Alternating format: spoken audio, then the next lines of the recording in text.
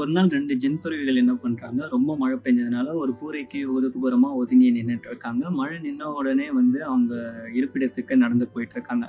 அப்போ வந்து ஒரு பெண்மணிய பார்க்குறாங்க. அந்த ஒரு ஏரிய கடக்க முடியாம ரொம்ப நேரம் தவிச்சிட்டு இருக்காங்க அந்த மழையில. அப்போ இந்த அதுலருந்து ஒரு துறவி வந்து அந்த பெண்மணி கிட்ட போய் கேட்குறாங்க, "என்ன ரொம்ப நேரமா பார்த்துட்டு இருக்கீங்க? என்ன பண்ணிட்டு இருக்கீங்க?" அப்படின்னு கேட்கும்போது, அந்த பெண்மணி சொல்றாங்க, இப்படி தன்னோட தோழியோட கல்யாணத்துக்கு போறேன். இப்ப ரொம்ப சேரும் சகதியா இருக்கு. இதுல நான் இப்ப நடந்து போனேன்னா, என்னோட புடவ வந்து ரொம்ப சேரும் சகதியா ஆயிடும் அப்டின்ட்டு சொல்லி வருத்தப்படுறாங்க அந்த துறவிகிட்ட. அந்த துறவி என்ன சொல்றாரு, "சரி என் தோள் மேல ஏறிக்கோங்க. உங்கள நான் இந்த சேறு சகதிய தாண்டி உங்கள இறக்கி விட்டுர்றேன்" அப்டின்னு சொல்றாங்க. அவங்களும் ஏறிக்கிறாங்க. இவர தூக்கிட்டு போயிட்டு அந்த சேறு சகதி இருக்கிற இடத்த தாண்டி விட்டுர்றாரு. கொஞ்ச தூரம் வந்து நடந்து போயிட்டு இருக்காங்க. அதுல வந்து கூட இருந்த ஒரு துறவி ஒரு மாரி இருக்கிறத வந்து உதவி பண்ண இந்த துறவிக்கு ஒரு மாரி பட்டது. அதனால கேட்கிறாரு அந்த துறவிகிட்ட, "ஏன் ஒரு மாரி என் மேல கோபமா இருக்கிற மாரி தெரியுது?" அப்படின்னு கேட்கும்போது, இந்த துறவி சொல்றாரு, "நம்ம ஒரு துறவி எப்படி ஒரு பொண்ண வந்து தொட்டு தூக்கலாம்? இது உங்களுக்கு தப்பா தெரியலையா?" அப்படின்ட்டு கேட்கிறாரு.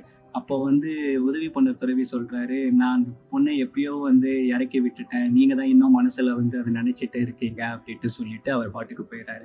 இது மாரி தான் நம்மளும் வந்து எது தேவை, எது தேவையில்லன்ட்டு தெரியாம மனசுல போட்டு குழப்பிக்கிட்டு நம்பளும் இருக்கோம். எது தேவையானது மட்டும் எடுத்துக்கிட்டு நம்ப இருந்தோம்னா, நம்ம லைஃப் சூப்பரா இருக்கும்.